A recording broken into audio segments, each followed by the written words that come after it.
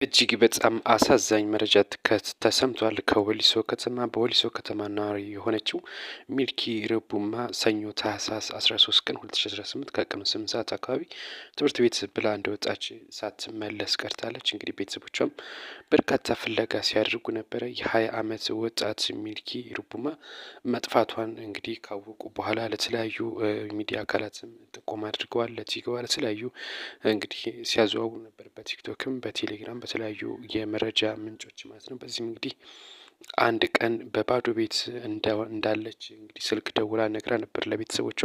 ከዛም በኋላ ግን ምንም የትም እንዳለች ማወቅ አልተቻለም ነው የተባለው። ነገር ግን ከ3 ቀን በኋላ በባዶ ቤት ተገላ እንደተገኘች ተነገረው። ስልኩ ከተዘጋ በኋላ መረጃ ጠፍቶ ከቆየ በኋላ ወሊሶ ከተማ 07 ተብሎ በሚጠራ አካባቢ ሞታ ተገኝታለች። ፖሊስም አስክሬኗን በባዶ ቤት ማግኘቱን ለቤተሰቦቿ አሳውቋል። እንግዲህ አስክሬኗም ለምርመራ ወደ ጳውሎስ ከሄደ በኋላ ከተመረመረ በኋላ ማለት ነው በትናንትናው ዕለት ነው የቀብር ስነ ስርዓቱ የተፈጸመው። በወሊሶ ከተማ እጅግ አሳዛኝ ነገር ነው የተፈጠረው ነው የተባለው። እውነት ለመናገር ያሳዝናል። እንደዚህ ያለ ነገር እንሰማለን። ባለፈውም አዲስ አበባ እንደዚህ ዋን ህጻን ጠፍተው እንግዲህ ሞቶ መገኘቱ ይታወሳል። በአዲስ አበባ እንደዚሁም በተለያዩ ቦታዎች እንደዚህ ያለ ነገር እየሰማን